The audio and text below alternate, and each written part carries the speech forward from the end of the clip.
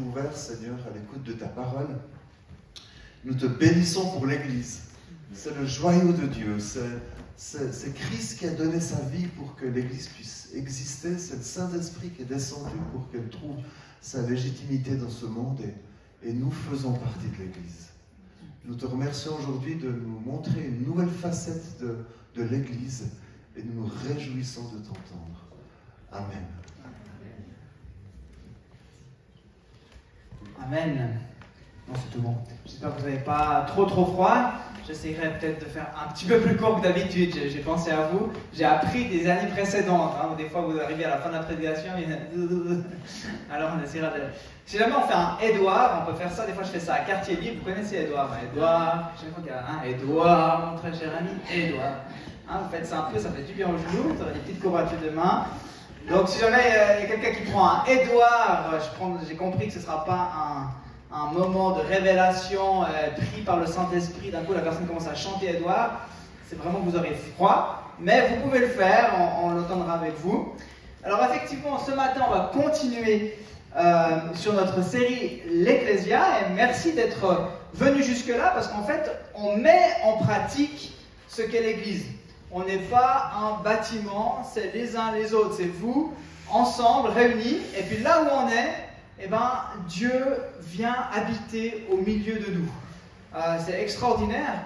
Et puis là où il est, on a aussi envie d'être, évidemment. Mais on forme l'assemblée, on forme l'Église, là où nous sommes chrétiens, réveillés, nés de nouveau, habités par l'Esprit Saint. Et ça, c'est extraordinaire, parce que où qu'on soit dans le monde, on peut se retrouver à quelques-uns, et puis commencer à louer Dieu, partager la parole ensemble, vivre quelque chose. Frères et sœurs. Alors j'espère que vous avez bien observé la belle campagne en venant, parce que vous avez regardé un peu ces beaux paysages, j'espère, parce que ce sera en lien avec notre thème de ce matin, parce qu'on va parler du chant. Alors pas du chant C-H-A-N-T, mais du chant C-H-A-M-P, d'accord ? Mais la dernière fois, on a commencé la série déjà en parlant du temple et puis de la famille. Puis on a commencé aussi par expliquer ce que c'était l'Ecclésia. C'est un terme séculier qui désignait l'assemblée de la cité. Littéralement, l'Ecclésia se traduit par, tu peux mettre la diapo suivante en même temps que tu règles le beamer, par appeler hors d'eux. Vous vous souvenez de ça ? Donc on est bien sorti de notre zone de confort, ce qui est appelé hors d'eux. Et puis ensuite on avait dit l'Ecclésia c'est nous, c'est la cité de Dieu dans la cité des hommes. Puis ça c'est extraordinaire de vraiment garder ça à l'esprit. Nous sommes déjà l'expression de la cité de Dieu au milieu des hommes, dans la cité des hommes. Et là où nous sommes, église locale aussi, à Yverdon. Donc on a regardé deux métaphores, je l'ai dit, et puis on comprend qu'en fait, à chaque fois, il y a plusieurs niveaux,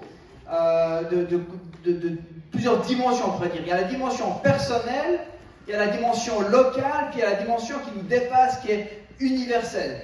Donc si je reprends l'image du temple, nous sommes individuellement le temple du Saint-Esprit, nous sommes des pierres vivantes, ensemble on forme le temple, une habitation en esprit, dans lequel Dieu vient manifester sa gloire. Et puis nous formons aussi ce temple à une échelle universelle avec tous les chrétiens du monde. Et ça, c'est extraordinaire. Et je dis souvent aux gens, ça me fait toujours rire quand il y a des gens qui sont fâchés puis qui changent de communauté. Ils partent, puis ils claquent la porte, puis ils disent « moi je vais aller dans l'autre communauté, elle est mieux ». Et puis je dis « mais en fait, il n'y a qu'une communauté, les amis. Il n'y a qu'une église. Donc si vous ne résolvez pas vos problèmes dans votre église locale, vous allez les prendre avec, parce qu'à un moment donné, on sera tous ensemble. Donc, ça ne résout rien, si on veut, de changer de communauté locale, parce qu'on est l'église tous ensemble. Il faut vraiment comprendre ça. Et puis, l'église avec ce grand E, donc l'église universelle, c'est quand même 2,5 milliards de croyants dans le monde. 2,5 milliards de chrétiens. Un tiers de la population, à peu près, c'est quand même pas rien. Et ça me faisait plaisir, parce que les derniers chiffres que j'avais vus, c'était 2 milliards 400 millions, mais là c'est 2,5. Alors ça augmente en plus. Alléluia, c'est trop bien. Donc vous n'êtes pas tout seul, nous ne sommes pas tout seuls, nous ne sommes pas juste quelques chrétiens. 2,5 milliards, bien sûr, ça prend toutes les formes de confession chrétienne dans ce chiffre. Alors ce matin, oui, j'ai choisi à dessein de parler de la métaphore du chant. Alors, moi, je trouve que c'était idéal pour parler du chant, hein, quand on est là en extérieur, on regarde dehors, c'est trop bien, mais regardez quand même un peu ici encore.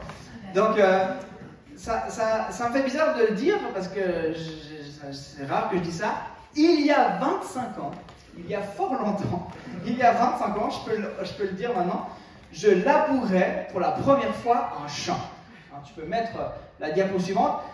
J'étais très fier sur le tracteur de mon oncle André Rocha. Et puis, c'était quand même super intéressant de labourer un champ. En fait, c'est pas si simple. Il y a déjà plein de choses à se poser comme question avant même de commencer. Dans quel sens je vais commencer à prendre mon champ? Parce que l'idée, c'est de perdre le moins d'espace possible. Il faut réfléchir qu'au bout du champ, il faut tourner le tracteur. Si chaque fois tu roules sur tout ce que tu viens de labourer, ça n'a pas trop de sens. Et puis il faut réfléchir à la profondeur aussi, à quelle profondeur tu vas sillonner. Puis à la fin, avec ces machines-là, il ne faut pas oublier de relever la machine, de tourner la machine. Il y a plein de trucs à penser. Puis si je vous dis ça, c'est parce que j'aime réaliser que Dieu veut cultiver notre champ. Et il ne va pas le faire n'importe comment, et il réfléchit lui aussi.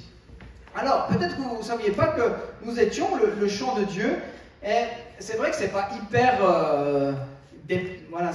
développé dans la Bible, mais j'ai pris un verset qu'on trouve dans 1 Corinthiens 3. En fait, c'est là où Paul explique aux Corinthiens qu'il faut arrêter les enfantillages, et puis qu'il leur dit qu'il faut arrêter de se comparer, hein, parce qu'ils disent il y a ceux qui sont de Paul, et puis il y a ceux qui sont d'Apollos, hein, vous connaissez l'histoire. Et puis, à un moment donné, il va dire ceci, 1 Corinthiens 3, depuis le verset 6, il dit « J'ai planté, Apollos a arrosé, mais Dieu a fait croître. En sorte que ce n'est pas celui qui plante qui est quelque chose, ni celui qui arrose, mais Dieu qui fait croître. Celui qui plante et celui qui arrose sont égaux, et chacun recevra sa propre récompense selon son propre travail. Car nous sommes ouvriers avec Dieu. » Et puis ensuite, il dit, vous êtes le champ de Dieu. Vous êtes le champ de Dieu. Alors, pour mettre tout le monde d'accord et fin à ces enfantillages, Paul explique que finalement, il y a des ouvriers qui font des tâches différentes, mais eux, ils ont la même valeur, ils sont égaux. Par contre, c'est Dieu qui fait croître. Ça, c'est hyper important. Déjà, dans notre compréhension globale, c'est Dieu qui fait croître. Arrêtons de penser qu'on y peut quelque chose, qu'on doit absolument faire quelque chose. C'est Dieu qui gère la croissance. C'est Dieu le laboureur. C'est Dieu qui prend soin de son champ. Mais bien sûr, on a quelque chose à faire. Mais c'est Dieu qui gère cet aspect-là de la croissance. Tout dépend de lui. Et c'est à lui que nous devons rendre gloire. C'est de notre Seigneur que nous devrions être fiers et reconnaissants. Hein, pas Paul, oh, c'est super, il m'a amené au Seigneur. Apollos, non. C'est l'œuvre de Dieu et c'est une grâce. Est-ce que vous êtes fiers de celui qui vous fait croître? Est-ce que vous êtes fiers de ce Dieu qui prend soin de vous? Oui? Amen? Yes, ça réagit fort, hein, je sens. Hein? Yes. Donc, Paul prend donc l'image d'une plantation d'un champ. Nous sommes le champ de Dieu. Et c'est vrai que j'aime cette image parce que, comme une communauté locale, c'est comme si on est peut-être 1 hectare parmi des centaines de milliers d'autres hectares. Et puis comme l'agriculteur, donc le Seigneur travaille son champ, il choisit ce qu'il veut semer, il choisit la saison, il réfléchit à la géographie du lieu. Et je parlais vendredi encore avec un agriculteur qui me disait « Ah, mais moi, dans ce champ-là, j'ai toujours mis du maïs. Parce que si je mets du blé, eh ben, à tous les coups, il verse, et puis il y a trop d'eau, et puis etc. Et puis le maïs, je le mets là-bas. Le blé, je le mets là-bas en haut. » Puis il a réfléchi avec l'expérience où c'est qu'il plante. Qu'est-ce qu'il plante? À quel endroit? Puis lui, il est bientôt à la retraite, puis il me disait « Bon, le nouveau, il a commencé à semer, il a fait exactement l'inverse. » Il fera ses expériences. Hein. Mais voilà, mais pour dire, il y a une logique, il y a une réflexion. Et Dieu a une intention. Tu peux le mettre. Le Seigneur a une intention avec nous. Il désire que nous portions du fruit. Il aimerait que la moisson soit belle, elle soit abondante, avec une belle unité sur l'ensemble du champ. On a ce verset de Jean 15, 8. Ce qui manifeste la gloire de mon Père, c'est que vous portiez beaucoup de fruits. Vous serez alors vraiment mes disciples. Et en fait, il faut réfléchir un petit peu. C'est comme si vous êtes un épi de blé, là, puis vous relevez un tout petit peu la tête, puis vous regardez à l'horizon, vous vous dites, ah, je ne suis pas tout seul, d'accord? Et puis le Seigneur, il a une intention commune. Et si mon seul petit grain de blé, mon seul petit épi de blé devait nourrir la population, ça n'irait pas. Moi, si je me couche dans un champ, je suis quoi, un petit peu plus qu'un mètre carré du champ, d'accord? Mais le champ, il a de l'intérêt, la moisson, elle a de l'intérêt si on est nombreux. C'est pas juste un épi de blé, d'accord? Donc, il a une dimension de communautaire. Il a envie de travailler ce champ pour que la moisson soit abondante, puis que la moisson, elle va porter du fruit. Elle va permettre la multiplication. Et je vais y revenir tout à l'heure. Je ne sais pas si vous vous souvenez, mais en 2023, on avait reçu un ami, Thierry Ostrini, qui était venu nous encourager. Et puis il avait dit, vous devez trouver la spécialité de votre terre. Quelle est la spécialité de notre terre? Et c'est intéressant. Et je crois que dans l'intention de Dieu, il a une spécialité pour nous, aussi en tant qu'église locale, communauté locale. Avec notre petit hectare, il sait où on est planté, il sait où on est à Yverdon, dans le Nord vaudois, et puis il connaît les gens qui y a autour, il connaît la population autour, il connaît les cœurs. Et il a aussi envie que nous portions un fruit précis. Alors, peut-être, sans crainte de me répéter, notre spécialité en tant que communauté, c'est ce que nous avons un peu défini dans notre ADN. Ce que je crois important de rappeler, c'est être un lieu pour les familles, être un lieu pour la justice sociale, être un lieu de restauration, être un lieu qui équipe et qui envoie. Et ça, on l'est déjà un peu, puis on est encore en devenir. Nous grandissons vers ce but. Mais si nous le faisons intentionnellement et ensemble, le fruit va être important. Et j'ai envie de vous dire, vous devriez vous sentir concerné par cet ADN. C'est l'ADN de votre champ, c'est l'ADN de la communauté locale où vous êtes impliqué, où vous venez régulièrement. Vous êtes concerné. Comment je peux participer à ces buts-là, en fait? Parce que moi, tout seul, ça ne change rien. Mais en fait, tous les gens qui s'impliquent aujourd'hui à l'enfance, qui ont pris les enfants là, ils sont en train d'accomplir que cette communauté locale est un lieu pour les familles. Et ce n'est pas juste pour nous. Moi, je suis bien content qu'il y ait un enseignement pour mes enfants. Mais le but, c'est quoi? C'est que les gens d'Yverdon, c'est que les familles d'Yverdon soient touchées. C'est que ceux-là, on puisse les encourager. Ils puissent trouver un lieu où il y a un enseignement. Ils peuvent connaître Jésus. Peut-être qu'aujourd'hui, ils ne sont pas à la recherche, mais à un moment donné, ils auront soif. D'accord? Donc, on est là pour ça. Un lieu pour la justice sociale, la même chose. Comment on peut, c'est pour ça qu'on dit, comment on peut permettre à des gens de trouver cette justice? Comment on peut servir? Quand je pense à la restauration, oui, nous, chacun de nous, on a notre histoire, puis on a besoin d'être encouragés, on a besoin d'être accompagnés des moments de nos vies. Mais il y a tellement de gens en souffrance à l'extérieur. Alors c'est pour ça que notre communauté doit être un lieu de restauration. C'est pas juste pour nous, mais c'est toujours une vision au-delà. Un lieu qui équipe et qui envoie. Mais c'est important que vous soyez aussi équipés, que vous receviez bien sûr des enseignements, bien sûr que vous puissiez être encouragés par la parole de Dieu, mais pas juste pour de nouveau la mâcher pendant 20 ans, mais à un moment donné c'est pour la mettre en pratique et puis pouvoir servir plus loin. Donc il y a toujours cette intention qui va au-delà. Et en fait c'est ensemble qu'on peut vraiment porter ce fruit. Alors on pourrait nous poser la question, quel est le fruit que l'Escale porte? Et si aujourd'hui nous sommes un champ en croissance, il est important aussi de regarder en arrière et de se souvenir. L'Escale a bientôt 40 ans, donc dans sa forme actuelle, 40 ans qu'elle est dans les locaux auprès du lac. On fêtera ça en 2026, on se réjouit déjà. Mais si on regarde les 40 dernières années, c'est des centaines d'enfants, de jeunes qui ont entendu la parole de Dieu. Des centaines d'adultes qui ont été écoutés, accompagnés, encouragés, nourris dans leur foi. C'est des centaines de baptêmes. C'est l'envoi et le soutien de nombreux missionnaires. C'est des ministères qui ont continué à grandir ou à impacter au-delà de la communauté locale. Je pense au ministère de Louange, on peut penser à Sylvain Frémont et d'autres, ministère auprès des enfants. Il y a eu les LR, etc. Mais ils ont passé là. C'est un lieu qui a permis l'éclosion d'une école chrétienne, l'émergence d'une garderie. Puis aujourd'hui même, on a la chance de collaborer avec le premier gymnase chrétien. C'est des dizaines de personnes qui ont été aidées par des dons, par de la nourriture. Des centaines de personnes qui ont pu bénéficier de la boutique Clin d'œil, etc., etc.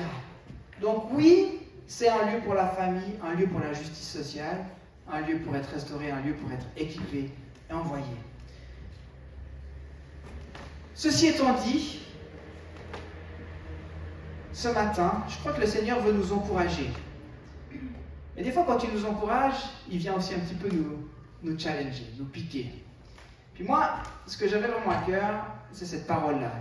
J'ai vu tes œuvres, j'ai vu ta fidélité, j'ai vu ta persévérance, mais tu as perdu ta passion pour mon nom.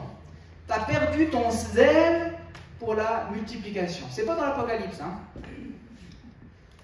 Ça y ressemble. J'ai vu tout ça. Je sais ce que j'ai semé. Il y a des bonnes choses. Mais attention à ne pas perdre la passion. Savez-vous ce qui arrive lorsqu'on perd la passion? Il y a 2 conséquences qui se produisent rapidement. Il y en a sûrement plus.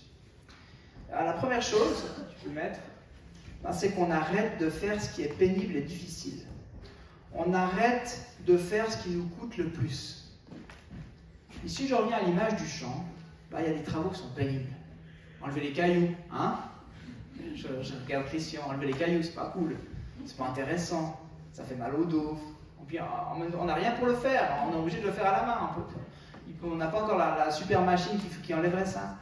Donc, quand on n'est plus passionné, en fait, il y a un tas de choses qu'on arrête de faire. Ce qui est pénible, on ne le fait plus. Ce qui coûte le plus. Et pour que notre hectare de champ porte du fruit, que nous puissions faire une différence dans cette région, à Yverdon, on doit rester passionné, continuer à faire ces travaux récurrents, pas très marrants, mais on doit continuer à le faire aussi dans nos propres vies. Car comme je l'ai dit au début, oui, comme le temple est formé de pierres vivantes dans ce grand champ, chacun a la responsabilité de prendre soin de sa propre terre.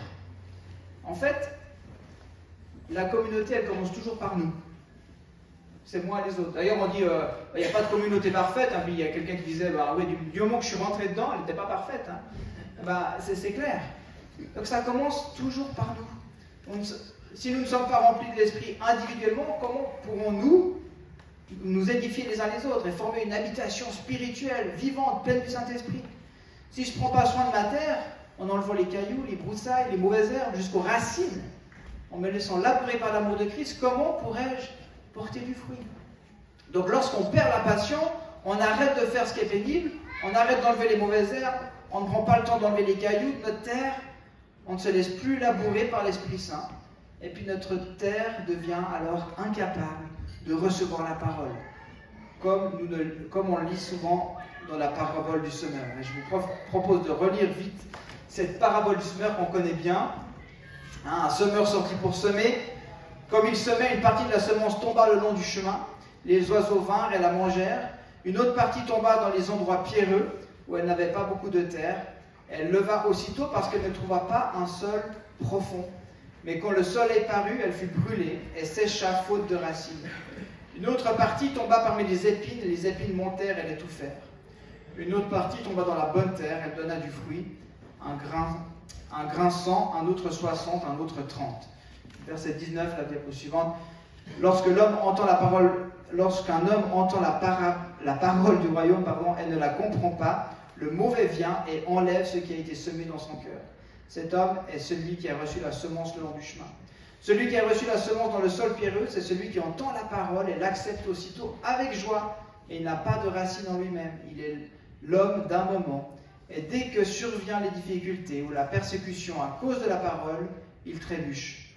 Celui qui a reçu la semence parmi les ronces, c'est celui qui entend la parole, mais les préoccupations de ce monde et l'attrait trompeur des richesses étouffent cette parole et la rendent infructueuse. Celui qui a reçu la semence dans la bonne terre, c'est celui qui entend la parole et la comprend, il porte du fruit avec un rapport de 160 ou 30 pour 1. Amen. Donc oui, on a une responsabilité individuelle de prendre soin de notre terre, la terre de notre cœur. Je vous pose la question, qu'est-ce qui pousse en ce moment? Qu'est-ce qui pousse en ce moment?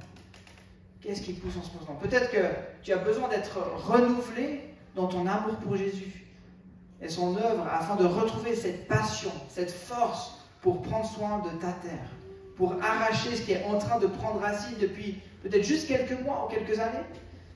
Moi, j'ai souvent lu cette parabole du semeur en me disant, c'était une fois pour toutes, quoi.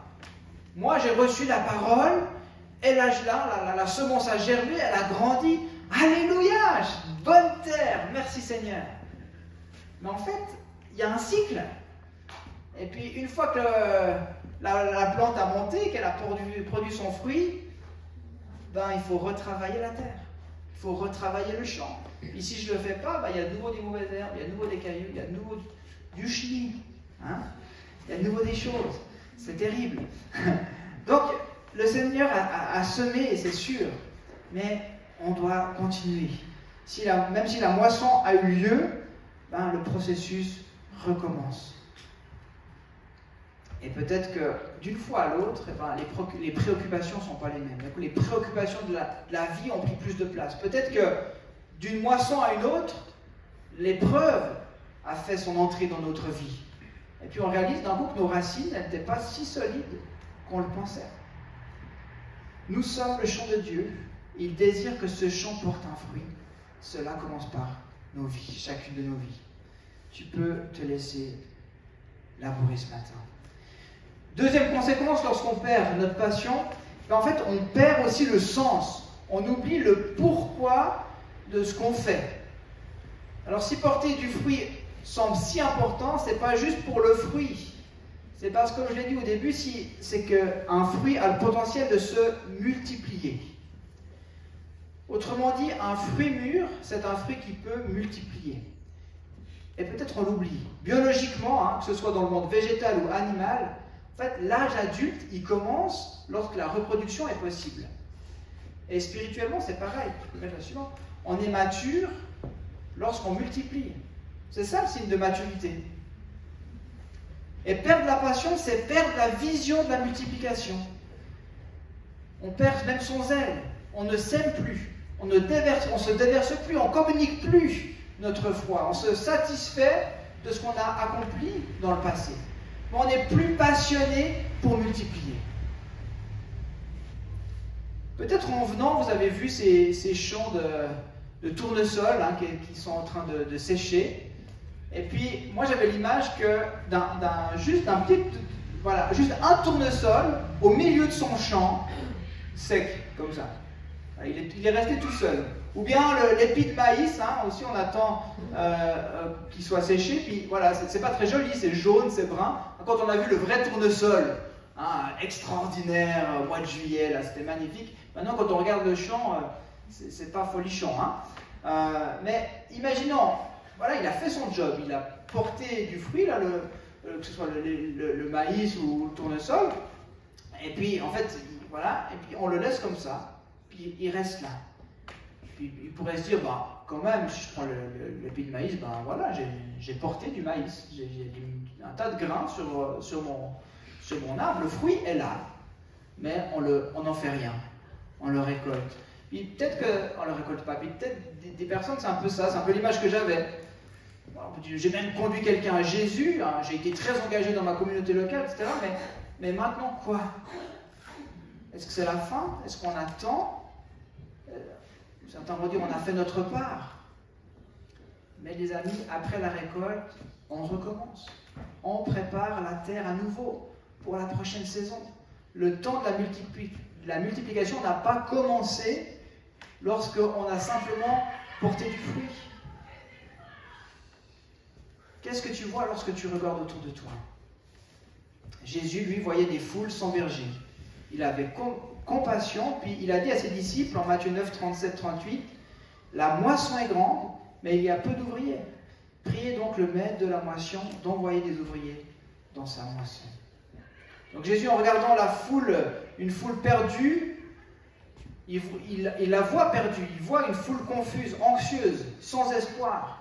Mais lui voyait quoi? Il voyait déjà la prochaine moisson. Quelle magnifique promesse pour nous. Il y a une moisson. Mais nous, on a aussi été dans cette foule. Nous devons, mais ensuite on devient ouvrier. Et nous sommes appelés à multiplier. Né d'une graine, on peut ensuite planter 100 autres. Le rapport de 100, 60 ou 30. C'est extraordinaire. C'est-à-dire qu'à partir d'une semence, il y en aura 100 autres. Récemment, ça va faire plaisir à Pascal, j'ai été invité au banquet des pasteurs des Gédéons. On était invités, Damaris et moi. Et puis, bon, moi, j'aime toujours bien les banquets, quoi, et un repas et tout. Donc, déjà, ils savent comment parler aux pasteurs. Hein, ils nous invitent pour un repas. Je dis yes, super sympa. Et puis, il y a eu des témoignages. Il y a eu le témoignage de Craig Groeschel. Peut-être vous le connaissez. Moi, ça m'a interpellé parce que je ne connaissais pas son histoire. Et en fait, j'avais lu des livres de lui, j'avais suivi un séminaire de leadership où il intervenait, etc. Et puis, en fait, lui, quand il était étudiant, il a reçu un Nouveau Testament des Gédéons. Et ça l'a touché. Il a été touché par Dieu lorsqu'il a lu ces versets d'Éphésiens 2:8. En effet, c'est par la grâce que vous êtes sauvés par le moyen de la foi, et cela ne vient pas de vous, c'est le don de Dieu. Et puis, il a été transformé. Et de ce jeune homme, eh ben, il est devenu un pasteur, puis un pasteur très influent. Alors, c'est des chiffres à l'américaine. Hein. Aujourd'hui, je sais pas, il prêche depuis 30 000 personnes de chaque semaine. Enfin, ok, c'est des dimensions, hein, les chiffres américains, mais c'est impressionnant. Et puis, sa communauté, ils sont à l'origine de l'application YouVersion. Hein, peut-être vous avez tout ça sur votre petit smartphone, si vous avez la Bible, application, certainement, c'est ça que vous avez, YouVersion, qui a été téléchargée plus de 500 millions de fois en 2021. Et puis là, leur but, et je pense qu'ils sont peut-être déjà arrivés, c'est de passer le milliard. Mais à la base de ça, il y a quelqu'un qui a donné un Nouveau Testament à Craig. C'est quand même fou. Donc, une graine. Il ne faut pas forcément vous identifier à ce gars-là, hein, parce qu'il est qui il est, et puis Dieu lui a donné des dons extraordinaires. Moi, je m'identifie plus facilement à celui qui a donné le Nouveau Testament. Mais, waouh, une graine. Et puis, quelle multiplication. Donc, ne perdons pas la passion pour Jésus, ne perdons pas de vue la vision de multiplication. Que tous parviennent à la repentance, que tous puissent saisir la grâce et recevoir le salut. Je suis presque à la fin. Donc, dans quelle saison es-tu? Dans quelle saison est ton champ? Il y a des saisons, il y a la saison des récoltes. Ça, c'est le super moment, c'est vrai, c'est agréable. Mais après, il y a l'hiver. Puis, c'est pas le moment où on fait rien, l'hiver. Il y a des hivers qui, en fait, des fois, on se dit, bon, il ne se passe rien dans ma vie. Mais en fait, l'hiver, ou la fin de l'automne, l'hiver, le paysan, il fait quoi? Il est en train de planifier. Il est en train de réfléchir. Qu'est-ce que je vais mettre où? Comment ça va être la prochaine saison? C'est peut-être une saison de planification pour toi. Mais ne t'arrête pas d'aller de l'avant, de préparer la terre, parce que ce n'est pas fini. Tu fais partie du champ et tu es important. Le monde, c'est un vaste champ. Et il doit être encore ensemencé pour un jour qu'on puisse récolter. Je l'ai dit en introduction, je suis un tout petit bout de terre. Nous sommes chacun un petit bout de terre. Mais c'est vraiment ensemble qu'on peut former ce champ, qu'on peut porter du fruit qui va faire une différence. Et c'est ça le but, c'est que ce fruit fasse une différence.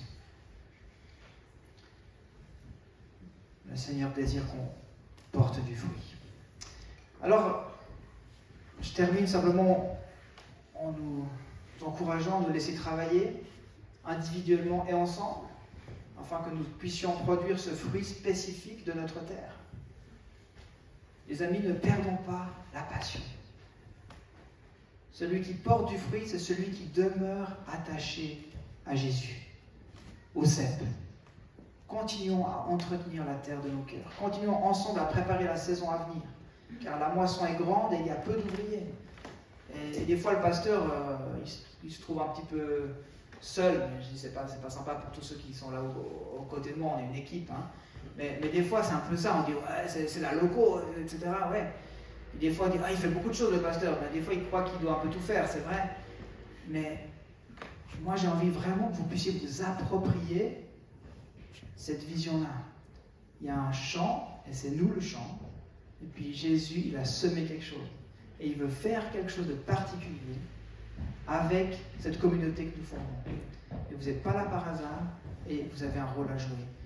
Et je me réjouis de la saison prochaine, parce que je crois vraiment que les temps s'accélèrent, ça se voit, mais je crois que, encore une fois, je l'ai déjà dit plusieurs fois, la communauté locale, l'église, ça ne peut pas être un loisir.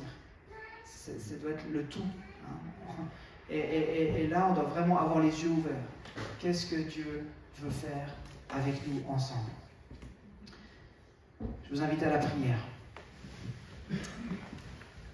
Seigneur, moi je te remercie, je te loue pour ce Dieu que tu es, parce que tu es un Dieu précis, tu es un Dieu qui prend soin et qui prend le temps, qui est patient, qui prend le temps de travailler notre terre, mais tu le fais intentionnellement.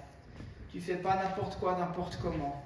Tu sais exactement dans quel terreau tu sèmes. Tu sais exactement ce que tu désires faire lever au milieu de nous. Et Seigneur, je te remercie que nous ne soyons pas des petits épis seuls, éparpillés à droite à gauche, mais que nous formions une communauté qui peut porter du fruit et qui peut avoir une influence, qui peut avoir un impact dans cette ville d'Yverdon, dans cette région du Nord vaudois. Et je te prie de nous permettre de lever la tête et de comprendre ce que tu désires faire avec nous. Seigneur, merci de souffler sur nous, Saint-Esprit, afin que la passion pour ton nom, le zèle ne diminue pas avec les années. Que nous n'ayons pas l'impression d'être effectivement ce tournesol qui baisse la tête, qui est tout sec dans son champ. Et puis voilà, j'ai fait ma part, c'est terminé. Non, Seigneur Jésus, merci de nous donner cette passion pour que nous continuions à travailler la terre, que nous nous levions pour encore enlever les cailloux, pour encore enlever ces mauvaises herbes qui voudraient toujours reprendre la place. Couper les racines, pas juste enlever la surface, mais aller au fond. Seigneur, merci de travailler notre terre et de nous donner la passion pour le faire. On a besoin de toi, Seigneur Jésus. Seigneur, on veut garder cette vision de la multiplication. Seigneur, moi je ne suis pas satisfait de la communauté que nous sommes aujourd'hui parce que je crois que tu veux en sauver d'autres. Seigneur, je veux voir ces paroles dans les actes où chaque jour tu amenais davantage. Chaque jour il y avait des gens sauvés qui s'ajoutaient à la communauté. Seigneur, c'est ma prière. Et je veux croire en cette multiplication. Je veux croire aux fruits que nous pouvons porter ensemble. Alors Saint-Esprit, souffle. Mais je sais que ça commence par moi, ça commence par chacun d'entre nous. Souffle, Saint-Esprit, on a besoin de toi. Seigneur, on ne veut pas le faire pour nous, on le fait pour toi, pour ta gloire. Ce n'est pas nous qui sauvons, c'est toi qui sauves. Mais Seigneur, c'est ton désir que chacun puisse parvenir à la repentance, puisse recevoir ce don du salut, puisse passer l'éternité avec toi. Et c'est notre désir aussi. Gloire à toi, Jésus. Amen. Amen. Merci pour votre écoute. J'espère que ça va. J'ai pas eu d'Edouard. Edouard. Soyez bénis. Merci.